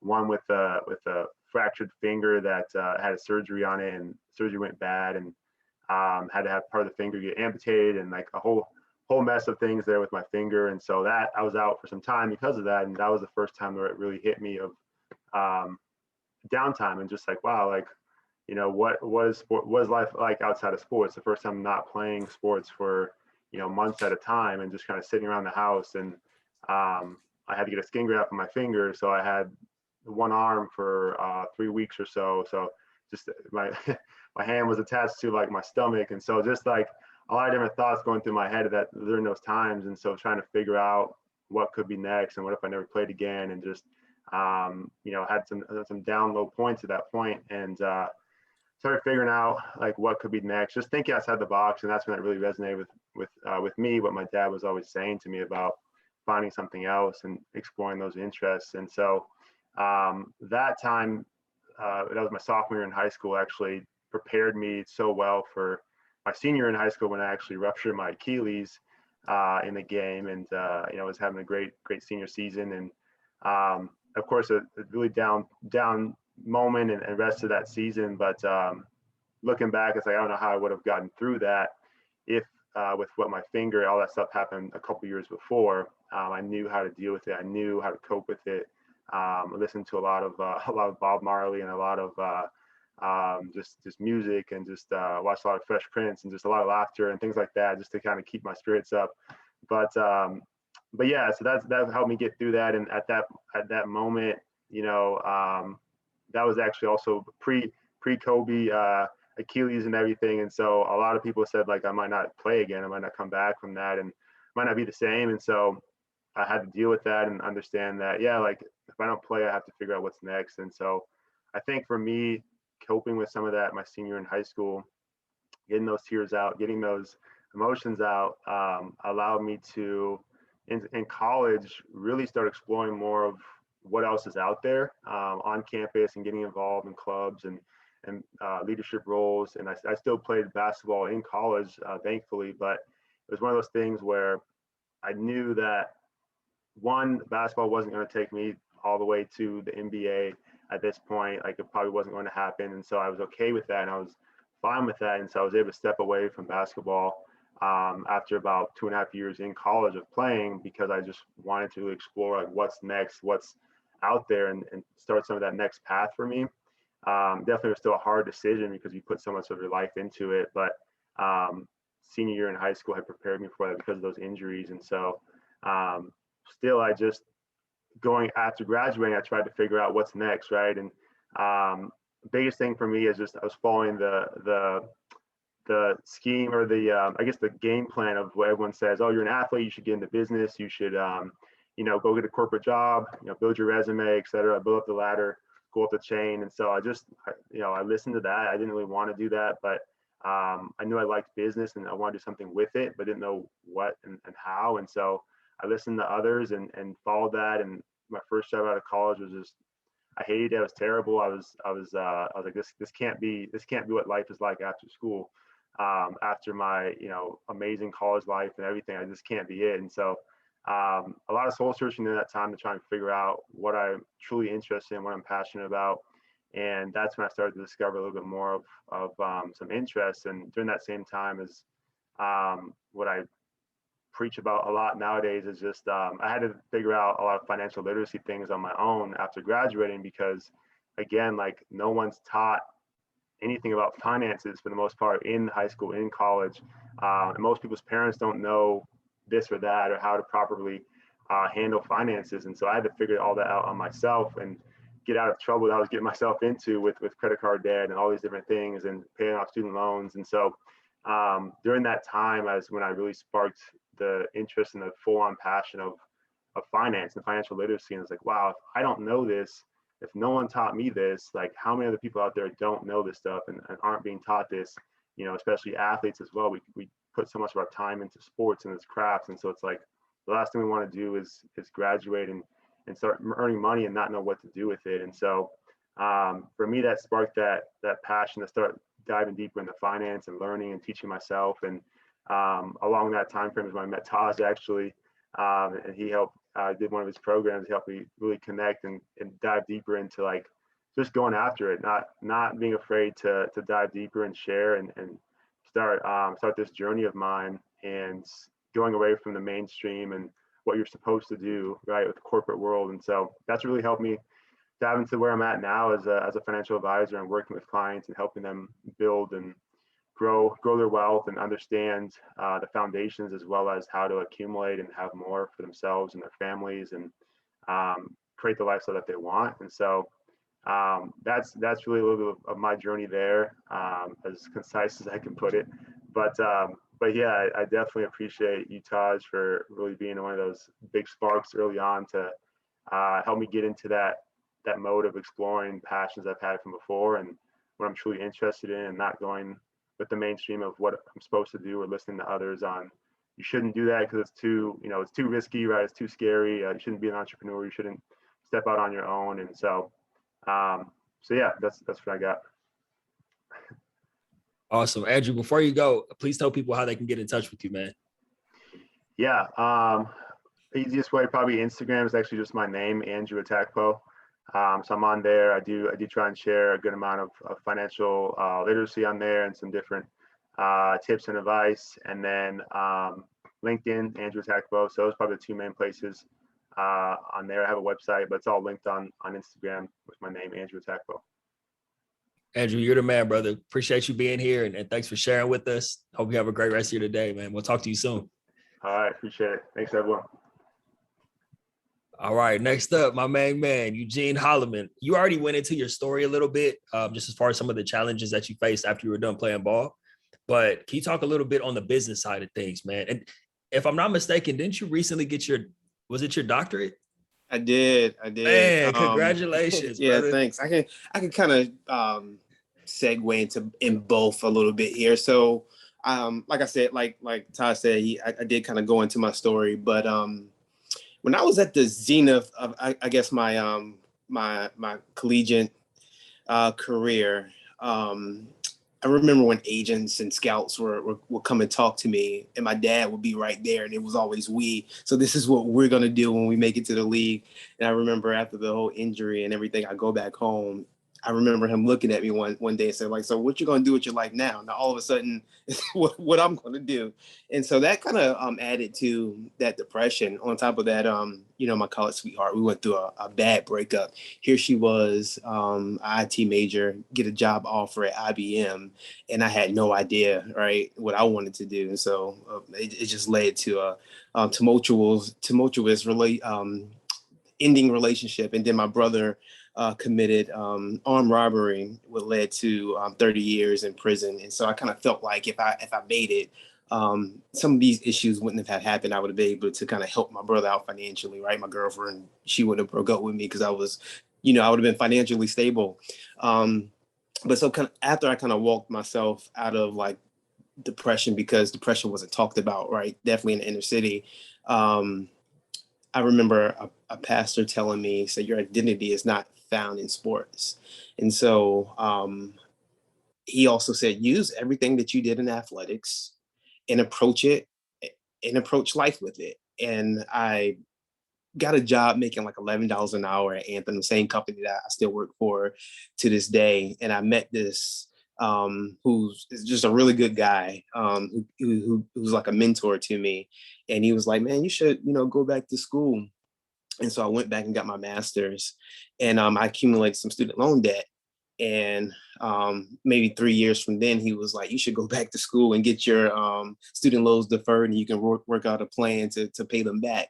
And so I went back to school at Regent University to obtain my doctorate. And I remember my master's program, I would turn in these papers, and it felt like the professors was just sending them back without really reading them. And I was getting good grades. And so I asked my professor in my doctorate program, I was like, I got like an 85 on my first, I got like an 89 on my first paper. And I emailed her and I said, did you really read this? And she was like, yes, I think you are a phenomenal writer. And she gave me some tips to get better and hone in my writing skills. And then this light bulb went off in my head. And I don't even know if she really meant I was a phenomenal writer, but it went off in my head. I was like, I'm gonna write about something I want to write about. And so on the side of my desk from working, and then, the doctoral program, I started writing this fictional novel. It's called The Athlete Student. And I was like, I'm gonna make a 4-part series. It'll be freshman, sophomore, junior, senior. And it's about this young athlete who has aspirations of playing professionally, but before he can do that, it's college. So it takes you through his freshman through senior year of how he balances academics, athletics, the parties, the peer pressure, coaches, teammates, drugs, alcohol, things that happens on a college campus that no one really ever talks about. And so I finished junior year earlier this year, and I'm going to start writing senior year. And I created my own publishing company, and just really in love with the writing process and really telling the story. And so that kind of leads me to how me and Taj got introduced. He actually I believe you read a couple other books, Taj, and you reached out to me, asked, could I contribute to this? And just happy to connect with everyone, because some of our stories are parallel to one another, and we can really collaborate and really put a dent into just this athletic community. Yeah, Eugene, first of all, thank you for sharing that. And also a little bit of backstory. I wanted to reach out to you based off a post that you made on LinkedIn. You posted one paragraph of the book that you were working on. I think you were working on sophomore year at that point. So this was before I read any of the books. Yeah. You just posted and I read the paragraph of the screenshot you took, and I was like, yeah, for sure, I'm going to get these books, because I could tell he's speaking the truth. And then I reached out to you. We developed a relationship, and here we are, man. And it's a beautiful thing. Yeah, absolutely. I want to do this really quickly before I'm just going to do like some rapid fire, and then we're going to close out. But for anybody who's listening right now, either listening to the recording or with us live right now, if you want to get your hands on this book, and I have the proof copy right here, make sure you reach out to, you see all these beautiful faces on the back. Look at these people right here. My goodness, that's some good looking folks right there. For anybody who wants to get your hands on the book, make sure you reach out to however you found this recording, or whoever who's on this call right now. Reach out to the authors individually, and they will get you a copy of the book. So if you know Eugene, if you know Tamika, if you know Sarah, Madeline, Marcus, Audrey, make sure you reach out to them, and they will get you a copy of the book. It's very important that you order directly from them. With that being said, I want to pass it around and do some rapid fire before we close out. So what I want to do is, I'd like everybody, and some of you have already gone into it, talking about your mission and talking about why you do what you do. But if everybody could just share a quick piece on how you want to be remembered, right? What you want your legacy to be. I hope everybody lives another 100 years, but when it's all said and done, how do you want to be remembered? And then if you could please also tell people how they can get in touch with you, because of course, like I said up front, I want all of you guys to be able to connect and follow each other's work and collaboration on with projects and different things like that. So we'll take it back up. We'll start with Audrey. Audrey, how do you want to be remembered? Can you please share a little bit on that? And then you can tell people where they can find you. Well, real quick, I just want to be remembered as the person that just helped. I'm always a big filler with Animal Farm. If anybody ever read that when they were in school, like I was boxer. So I worked until the day I die. So I just wanted people to remember that I'm here to help.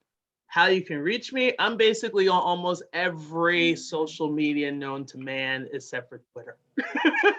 So Pinterest, Instagram, Facebook, it's always ACG Math Tutoring. So that was the one that you can definitely get in touch with. All right. See you then. Awesome. Thank you, Audrey. And Tamika, we'll go with you next. All right. I would like people to remember me as the guide. I say guide and emphasize it because I used to want to be the hero in people's story, right? Save them from themselves, save my athletes from themselves. But I hope I'm remembered as the guide that leads individuals to knowing, understanding, and continuously improving self in order to gain power and freedom over their life. So that's what I hope my impact is for everybody that I meet. And my website is tamikanewman.com. On Instagram, I am at tamika.r.newman_GGA. On Twitter, at Coach No Excuses. LinkedIn and Facebook is just Tamika Newman, first name, last name. I'm excited to have met you guys. I've been a little emotional as it's finally set in because I know I have so many projects going on. Taking a moment to reflect on how big the impact this is going to be is pretty overwhelming. And I know it's okay to cry, Madeline. But thank you. Yeah, I've already started inboxing some of y'all reaching out. So I'm super proactive. That's right. But it's been great. I've enjoyed it. Nothing but great things since I met Taj. Yeah, it's like the sky's the limit. No, the sky is not the limit because that's still placing the limit. But very happy to have met you all. Very grateful. Thank you. Likewise. That's love right there. Thank you, Tamika. Next up, we'll pass it over to Sarah. So I don't want to be remembered for the accomplishments. You know, those are things. What I want to be remembered for is the way that I made people feel and also the impact that I made. I don't believe I got anywhere in my life without people who have helped me or have helped to guide me through the process from being that little kid to even where I am now. It's always been people taking the time. And that's what I want to be remembered for, is taking the time with people and making that difference that this world needs. And like I shared with you guys earlier, you know, my vision for Rebranded Athlete is that athletes have the ability to change the world. And I believe all of us here on this panel, we are doing that. We are impacting in different ways, even though we all have the same goal of helping out, you know, athletes who are just like us. We all have that special, almost like a secret sauce, right? That we're all bringing to the table, something different and unique. And so for those of you who want to continue following me on my journey, this is a big weekend too. I have a book coming out tomorrow as well. So I'm excited about that, being a first-time author and then also co-authoring with all these wonderful people up here. But you can find me on rebrandedathlete.com, and then social media handles. I'm on Instagram, Facebook, and also LinkedIn. And I'd love to continue and connect with all of you. And once again, Taj, I know this is like third time I've told you, man, but thank you so much for having us. And, you know, it was about a year ago, Taj, that I had reached out to you on Instagram. So for those of you out there listening, don't be afraid to reach out, because you don't know where these connections are going to go and the wonderful people who are going to be part of your life and help to carry along the same mission that we're all on. So thank you very much. Beautiful. Thank you, Sarah. And I'm excited to finally meet you after a year of knowing each other online. Excited to finally meet you in like 24 hours. That's exciting. Okay, awesome. Next up, my man Marcus. Marcus, feel free to share the legacy piece and then tell people where they can find you, man. Yeah, so excuse me. So how I want to be remembered as the biggest innovators in student athlete wellness. And people can follow me on mostly proactive on LinkedIn and Instagram. My handle is MT Alston, ALSTON. Awesome. Thank you, brother. Next up, Madeline. So I really want to be remembered for, like Tamika said, being a guide for others to look inward so they can recognize that their magic and their power truly lives within them. And they can shine that light from the inside out, and that all they need is within them. That's my true life mission, and I'm so excited to be living that right now. And for those that are, looking to do some of that work or looking for support on that journey for themselves, they can mainly find me on Instagram at MindWiseMentor, and also mindwisementor.com. Thank you.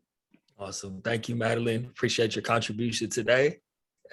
Miriam, we'll go to you next.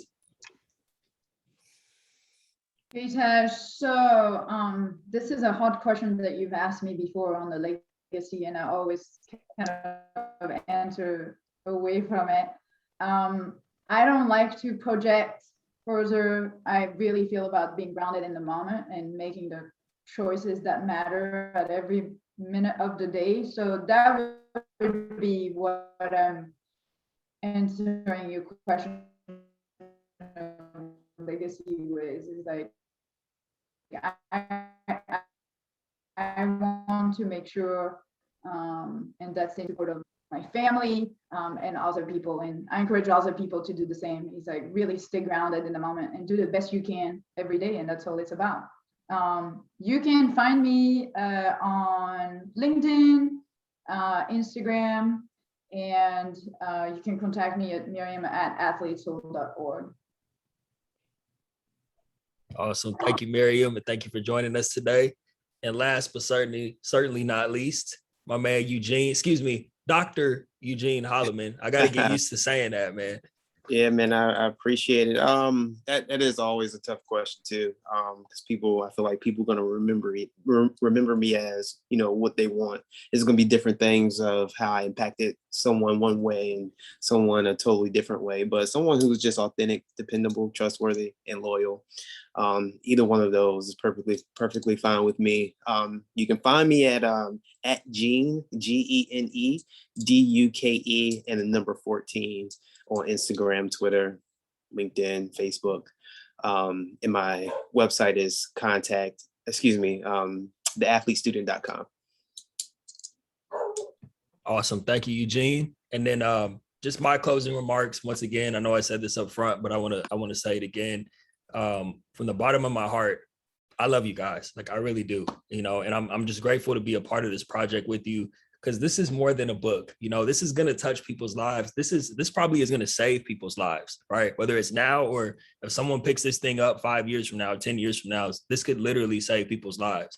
And I'm just grateful for this time that we have together, and grateful. I'm more excited for all the things that are coming, right? I'm excited for this, but I'm excited, like there are things coming for all of us, whether that's through collaboration or individually. There are things coming a year from now, 2 years from now, 3 years from now, and so on and so forth that we can't even imagine yet. And that's what makes me excited. So I love you guys. I thank you for your time today. I appreciate you. I hope you all have a beautiful rest of your Saturdays. Once again, for anyone tuning into the recording or joining us live, if you want to get your hands on the book, reach out to the author that you know. If you know multiple people who contributed to this book, then buy copies from each one of them and give the books away. Do whatever you need to do. But yeah, thank you guys again. Thank you for being here. Hope everyone has a great rest of the day, and I'll talk to you soon. Much love, everybody.